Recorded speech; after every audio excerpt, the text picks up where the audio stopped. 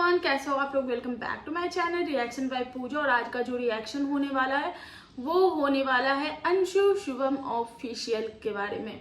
तो अंशु का वीडियो आ गया है और हर वीडियो में वो लड़की कुछ ना कुछ ऐसा कर रही है जो कि या तो लोगों की नज़रों में चल रही है, लोगों के नज़रों में खटक रही है, और उससे भी ज़्यादा वो अपने ससुराल वालों के नज़रों में खटक रही है।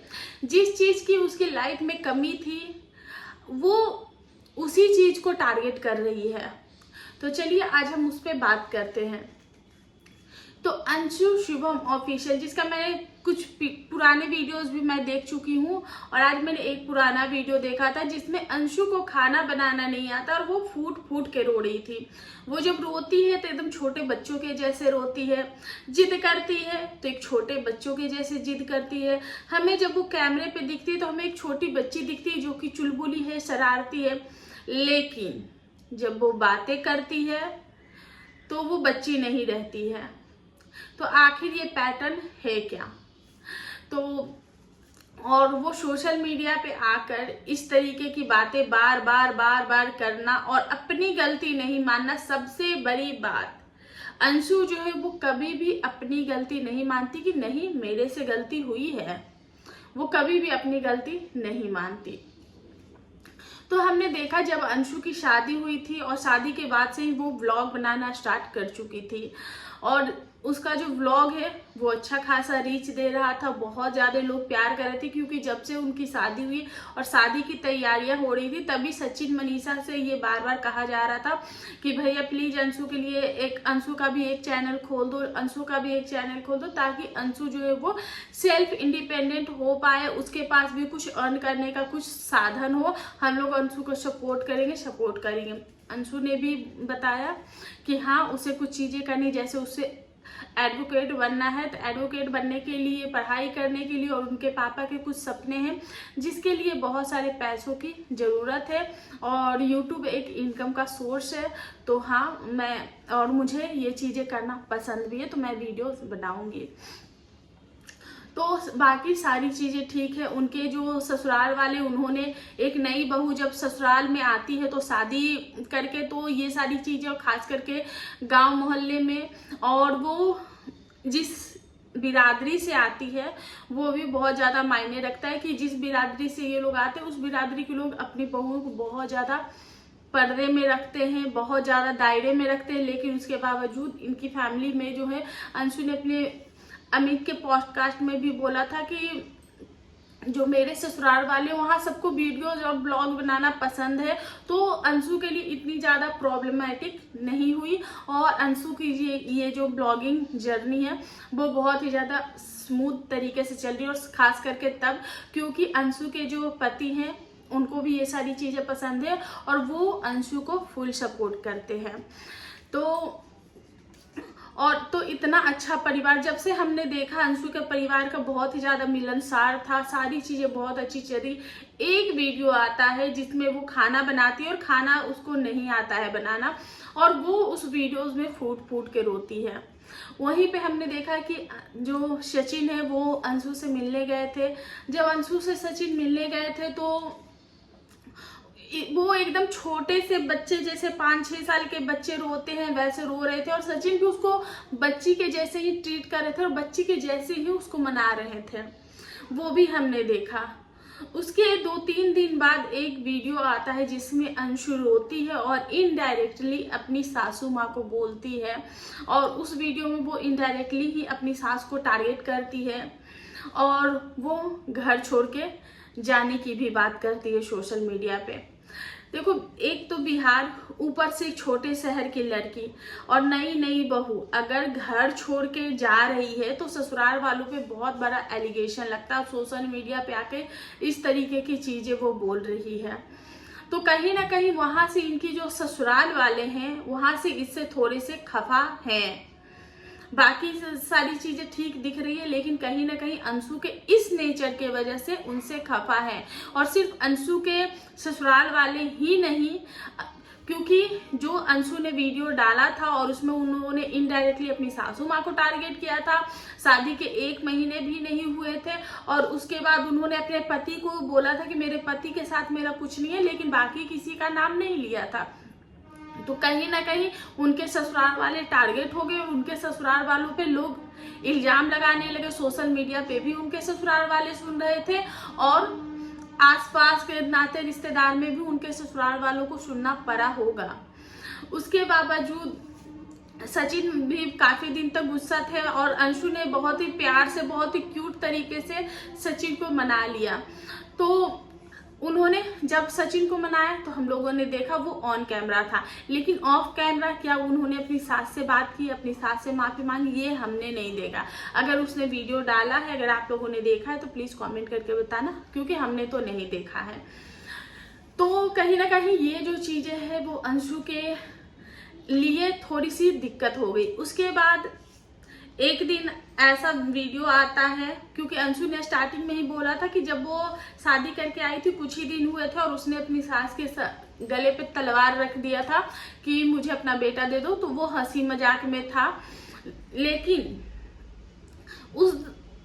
ये जो कुछ दिन पहले एक वीडियो आया जिसमें उनकी सास और मासी सास दोनों बाहर बैठी हुई थी और अंशु जो है वो अपने बड़बोलेपन में बहुत कुछ बोल रही थी। सबसे पहले उन्होंने अपनी ननद को टारगेट किया कि उनकी ननद मोटी है, इतना मोटा उनको पसंद नहीं है, वो सास से ज्यादा मोटी लगती हैं। तो ये सारी बातें उन्होंने टारगेट किया था अपनी ननद को।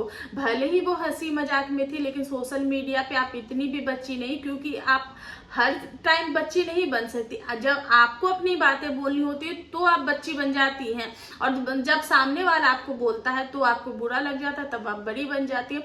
तो यहाँ पे उसने पहले अपनी ननद को टारगेट किया। चाहे आपका ये नेचर है, मैं ये नहीं कह रही हूँ कि आपका नेचर नहीं है, लेकिन आप पहले आपका नेचर है या कुछ भी है, चाहे ये ऑन कैमरा हो या ऑफ कैमरा हो, लेकिन आपने वहां पे टारगेट करना शुरू कर दिया। ऑफ कैमरा आपकी ननद भले ही ये चीजें नहीं देख रही होंगी, लेकिन ऑन कैमरा तो उसने देखा ही होगा। तो आपने पहले अपनी ननद को टारगेट किया, उसके बाद अपनी सास को लपेटे में ले लिया। तो I mean and my self वाली जो बात है वो आप में झलकती है। आपने कल के वीडियोज में बोला कि मैं जिस मकसद से शादी की थी वो तो मेरा पूरा हुआ ही नहीं, सब कुछ बर्बाद हो गया। मुझसे ऐसा लग रहा है कि गलती, क्योंकि आप अपने आप को गलती महसूस कर रही हूँ कि आपने शादी करके गलत कर लिया, क्योंकि आपको एक परिवार की जरूरत थी जो कि आपके साथ हो, आपके लिए वो सब कुछ करे। पर परिवार ऐसे नहीं चलता, परिवार को देना भी पड़ता है। और आपका ये जो बड़बोलापन नेचर है, मुझे नहीं लगता कि आप, क्योंकि आप कैमरे पे ही आके ये इस तरीके से बातें बोलती है कि मुझे दिखावा नहीं करना है, जो है। और इधर इन दिनों उन्होंने क्या किया है कि एक वीडियो कल आया है उनका, और उसमें उन्होंने बोला है कि 5 लोग मेरे लाइफ में इम्पोर्टेंट है, सचिन, मनीषा की मम्मी, उसके पति और एक और लोग हैं, वो उनके लाइफ में इम्पोर्टेंट है। अदरवाइज ये लोग चुटके फुटके लोग हैं और इनको चुटके फुटके लोगों से फर्क नहीं पड़ता है। तो जब आप ये बोल रही हैं कि आपको चुटके फुटके लोगों से फर्क नहीं पड़ता है, तो आप कैसे किसी से ये एक्सपेक्ट करती हैं कि लोगों अगर को आपसे फर्क पड़ेगा? जब सास ऐसा करती है तब आपको प्रॉब्लम हो जाती है, जब देवर आपके साथ गलत बिहेव करता है तो सोशल मीडिया पे भी हरकंप मचता है और आपको भी बुरा लगता है।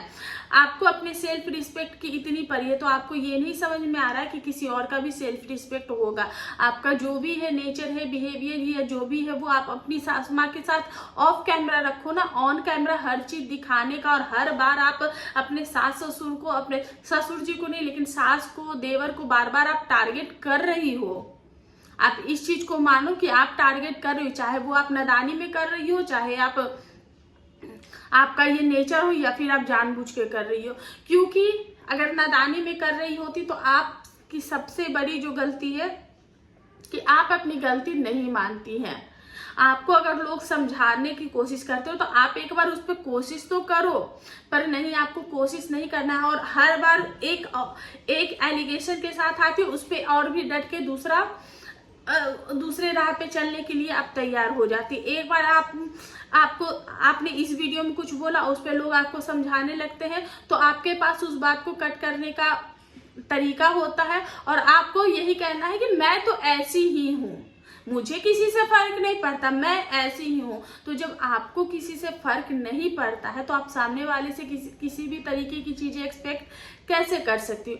अभी इनकी सासू माँ जो है वो शायद अपने मायके गई है। अब वो किस रीजन से गई है शायद ये अंशु को भी नहीं पता है, और हो सकता है वो कोई इमरजेंसी उनका काम हो, नहीं भी हो, जो भी हो, उनका पर्सनल मैटर। तब इनको बहुत ज्यादा बुरा लग रहा है कि मैं घर में अकेली हूँ, मेरी सासू माँ जो है वो मुझे छोड़ के चली गई है अपने मायके। गई तो गई, फिर उनको रुकने की क्या जरूरत थी। तो आप अभी घर में शादी करके आई, आपको इतना डिटेल में घुसने का बनता नहीं है, क्योंकि कोई भी लड़की जब शादी करके तुरंत आती है तो घर के हर मुद्दे में, हर चीज में इतना ज्यादा इन्वॉल्व नहीं हो जाती। घर में बहुत सारी चीजें होंगी, और जैसे कुछ दिन पहले ही आपने अपने ब्लॉग में बोला था कि उनके घर में जो है वो बंटवारा वगैरह चल रहा है, तो हो सकता है एक रीजन मतलब ये भी हो सकता है।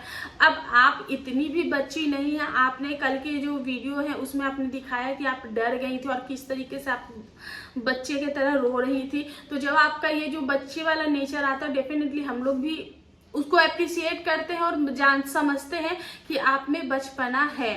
और आप बोल रही हैं कि मैंने शादी किया था कि मुझे एक फैमिली मिल जाएगी, तो चाहे वो माँ बाप हो या फिर चाहे वो सास ससुर हो, माँ बाप भी बच्चों की हर गलती को माफ नहीं करते। बच्चे जहाँ पे गलत होते हैं तो वहाँ पे बच्चों को समझाते हैं, सिखाते हैं कि बेटा तुम यहाँ पे गलत हो तो ये चीजें सुधार लो। माँ बाप भी हर चीज में बेटी हो या बेटा हो, हर किसी को हर चीज में गलती में सपोर्ट नहीं करती है। तो अगर माँ ने कुछ बोल दिया तो फिर माँ ने तो समझाया था, लेकिन वही अगर सास ने किसी चीज पे अगर आपको रोक दिया, किसी भी लड़की के लिए मैं ये बातें बोल रही हूँ, तो फिर वो चीजें गलत हो जाती है। और रही बात सास की या किसी भी रिश्ते की, तो जितना आप जिस रिश्तों में दोगे तभी आपको रिटर्न में मिलता है, और बहुओं को करना पड़ता है। आप दुनिया की पहली लड़की नहीं हो जो बहू बनी हो, और इतना जल्दी आप कैसे किसी से एक्सपेक्ट कर सकती हो कि वो आपको, क्योंकि आपको हथेली पे रखा गया था, आपके ये बरबोलेपन का जो नेचर है उससे कहीं ना कहीं वो लोग आपसे दूर हो रहे हैं। और आप जो ये सोशल मीडिया पे आके हर चीज का जो ये कर रही हैं वो आपके लिए नुकसानदेह हो रहा है। या तो अगर आपके घर में प्रॉब्लम है, आपको अपने इन लॉ से कुछ प्रॉब्लम है, तो आप इन चीजों को ऑफ कैमरा सुलझा सकते हैं। अभी जुम्मा आपकी शादी को 2 महीने भी नहीं हुए और आप अपने ससुराल वालों की बुराइयां, ससुराल वालों की चीजों को लेकर आप सोशल मीडिया पे आ गई हैं।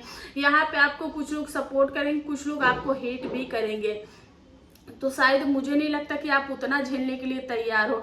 आप बताती हैं कि आप शमशान में जाकर भी रह सकती हैं, आपको डर नहीं लगता, आप आधी रात को भी जा सकती है, आपको डर नहीं लगता, लेकिन आपको अकेले कमरे में डर लगता है। वहीं पे आप सचिन के भी वीडियो आए थे जिसमें वो बोल रही थी कि उनका कोई, कल उन्होंने कुछ वीडियो डाला था जिसको घर वालों ने अपने अपने ऊपर ले लिया था कि किसको ये टारगेट कर रही है, और वहां पे इनको जो है वो वीडियो जो है वो डिलीट करना पड़ गया। अब इस बात से ये चीज के बैठी हुई है कि मुझे वीडियो डिलीट करना पड़ गया। तो गाइस अब मुझे भी ऐसा फील हो रहा है अंशु के वीडियोस देखकर, क्योंकि अगर इनसे नादानी में चीजें होती तो एक बार गलती होती और उस चीज को सुधारने की कोशिश की जाती, लेकिन बार बार उन चीजों को हाईलाइट किया जा रहा है, बार बार मुंह मियां मिट्ठू बना जा रहा है।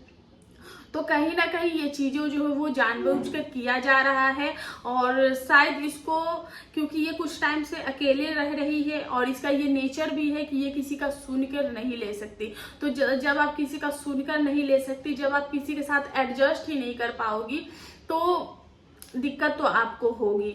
तो थोड़ा सा अपने शब्दों पे कंट्रोल रखो। अगर सोशल मीडिया पे आप अपने ससुराल वालों का इज्जत उछालोगे तो लोग आपको ही गलत बोलेंगे, और ऐसा फील हो रहा है कि आप ये चीजें जानबूझ के कर रही हैं, क्योंकि पिछले कई वीडियो से मैं भी आपको समझा रही हूँ और आपको समझने की कोशिश कर रही हूँ, लेकिन कुछ चीजें ऐसी हैं कि जो कि आप वो खुद के मुंह से ये चीजें बोलती हैं, तो कहीं ना कहीं ऐसा फील होता है कि आप ये चीजें जानबूझकर कर रही हैं और आप सामने वाले को और भी ज्यादा चिढ़ा रही हैं। जो इंसान चिढ़ा हुआ है उसको आप जानबूझ के चिढ़ा रही हैं, तो ये जो चीजें हैं ये सही नहीं है।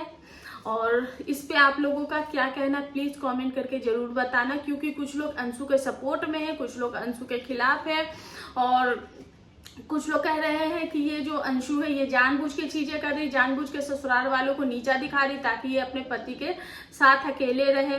कुछ लोगों का कहना है कि नहीं, ये बहुत मासूम है, सास को नहीं जाना चाहिए था, बहू को छोड़ के ससुराल वालों को समझना चाहिए था। तो अंशु की भी गलतियां हैं, ससुराल वाले की क्या गलतियां नहीं गलतियां हैं, क्योंकि देखो हर लड़की को ससुराल में एडजस्ट करना ही पड़ता है, चाहे वो महल की राजकुमारी हो या फिर गांव की कोई लड़की हो। हर किसी को, गांव की गरीब लड़की भी हो या शहर की हो या फिर राजकुमारी हो, किसी को भी ससुराल में एडजस्ट करना पड़ता है। और हम बिहार से हैं और बिहार के लोगों को बहुत कुछ झेलना पड़ता है, और जितना छूट इनको मिला है मुझे नहीं लगता कि इतना जल्दी किसी भी लड़कियों की इतनी ज़्यादा छूट मिलती है। तो आपको, और अंशु भी कोई अलग माहौल से नहीं आई, वो भी इसी माहौल में पली बड़ी है, वो भी इसी माहौल में रही, इसी समाज में रही, तो अंशु को इन चीज़ों को समझ होना चाहिए और उसको सामने भी देखना चाहिए कि मनीषा हो गई, रंजना हो गई, वो कैसे अपनी सास के साथ रहती, कैसे अपने ससुराल में रहती है। उनको जो मम्मी जो बोलती है अंशु सचिन की मम्मी को, तो वो अपनी बहुओं के साथ कैसा व्यवहार करती है, उनकी बहुएं उनका किस तरीके से रिस्पेक्ट करती है। तो कुछ चीज़ें अंशु को जो है उनसे भी सीखना चाहिए। और सचिन मनीषा है, उनकी मम्मी है, मुझे लगता है कि डेफिनेटली आंटी जी आएंगी जब, तो आंटी जी इस मुद्दे पे डेफिनेटली बात करेंगी, अंशु को समझाएंगी, क्योंकि पिछली बार भी आंटी जी ने अंशु को समझाया था तो थोड़ा सा माहौल जो वो संभला था। तो इस बार भी डेफिनेटली आंटी जी समझाएंगी, क्योंकि अंशु को बेटी माना है, तो बेटी का घर बसाना जो है वो माँ का फर्ज होता है। आंटी जी का जैसा नेचर है, मुझे लगता है कि वो अंशु को डेफिनेटली डांटेंगे भी, समझाएंगी भी, और शायद ये चीज़ें कम हो जाएंगी और अंशु शायद उनसे ही समझ पाएगी। उनको सिर्फ 2 लोग ही समझा सकते हैं, या तो अंशु के पति सचिन मनीषा या फिर आंटी जी। इसके अलावा वो किसी और का नहीं सुनेंगे, क्योंकि जिन 5 लोगों से इनको फर्क पड़ता है वही 5 लोग इनको समझा सकते हैं, अदरवाइज और कोई इनको नहीं समझा सकता। सो गाइस, यही है मेरा आज का रिएक्शन। आई होप आप लोगों को पसंद आया होगा। वीडियो पसंद आए प्लीज चैनल को लाइक शेयर एंड सब्सक्राइब जरूर करें। मिलते हैं नेक्स्ट रिएक्शन, तब तक के लिए बाय।